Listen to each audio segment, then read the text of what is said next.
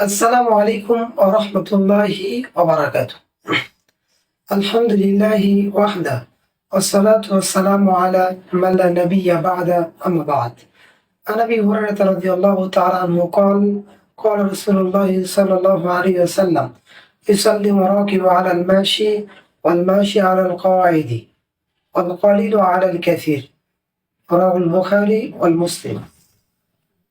আলহামদুলিল্লাহ, যাবতীয় প্রশংসা, যাবতীয় তারিফ সে মহান আল্লাহ প্রতিপালকের জন্য, যে মহান আল্লাহ প্রতিপালক আমাদেরকে কবুল করেছেন, যে মহান আল্লাহ রাব্বুল আলামিনের অশেষ মেহেরবানিতে আমি আপনাদের মাঝে কথা বলতে পারছি, আপনারা আমার কথাকে শ্রবণ করতে পারছেন। এই জন্য আমরা সর্বপ্রথম প্রশংসা জ্ঞাপন করছি আমাদের পালন কর্তার জন্য। আমরা সকলে বলি আলহামদুলিল্লাহ। অতঃপর দুরূদ এবং সালাম বর্ষিত হোক আমাদের শেষ নবী মুহাম্মদ সাল্লাল্লাহু আলাইহি ওয়াসাল্লামের উপর। আমরা সকলেই বলি সাল্লাল্লাহু আলাইহি ওয়াসাল্লাম। সম্মানিত দ্বীনি মুসলিম ভাই বোন, আজকে যে বিষয়টি নিয়ে কথা বলবো সেটি হচ্ছে যে আমি আপনাদের মাঝে সালাম সম্পর্কে একটি হাদিস পাঠ করেছি। তো এই সালাম সম্পর্কে একটি হাদিসকে কেন্দ্র করে কয়েকটি কথা বলবো ইনশাআল্লাহ। ওয়া মা তাওফিক ইল্লা বিল্লাহ। সম্মানিত দ্বীনি মুসলিম ভাই বোন, অত্র হাদিসটি বর্ণিত হয়েছে বুখারী মুসলিমে। অত্র হাদিসটি বর্ণনা করেছেন আবু হুরায়রা রাদিয়াল্লাহু আনহু।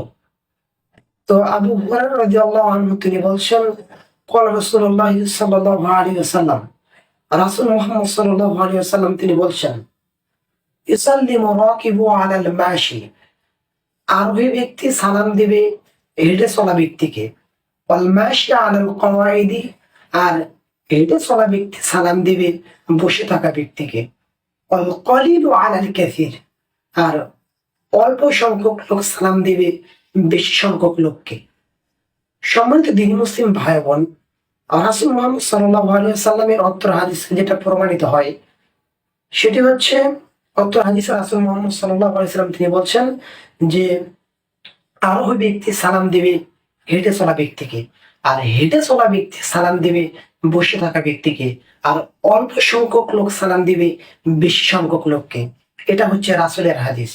সম্মানিত দ্বীনি মুসলিম ভাই, অত্র হাদিসের প্রথম যেটা বলা হয়েছে সেটি হচ্ছে যে আরোহী ব্যক্তি সালাম দিবে হেঁটে চলা ব্যক্তিকে, অর্থাৎ যে সকল ব্যক্তি গাড়ি নিয়ে চলাচল করবে, যে সকল ব্যক্তি বিভিন্ন ক্ষেত্রে মোটরসাইকেল অথবা বিভিন্ন যানবাহন, বিভিন্ন গাড়ি নিয়ে চলাচল করবে, ওই সকল ব্যক্তি সালাম দিবে যে সকল ব্যক্তি হেঁটে চলাচল করবে ওই সকল ব্যক্তিকে।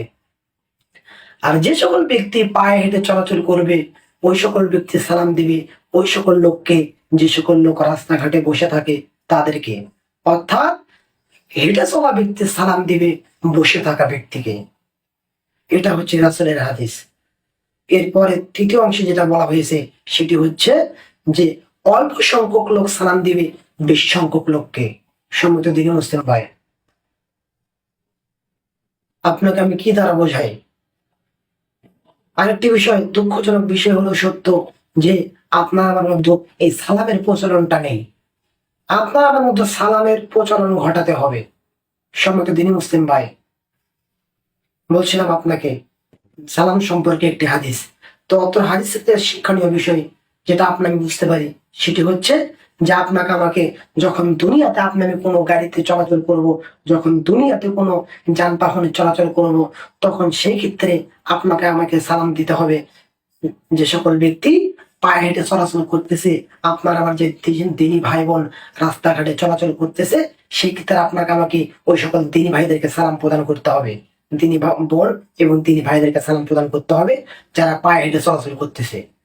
আর যখন পৃথিবীতে যখন আমি কি করব, পায়ে হেঁটে রাস্তাতে চলাচল করব, সেই ক্ষেত্রে আপনাকে আমাকে সালাম দিতে হবে যে সকল দিনী মুসলিম ভাই বসে থাকবে, যে সকল দিনী মুসলিম ভাই রাস্তাঘাটে বসে থাকবে তাদেরকে সালাম দিতে হবে।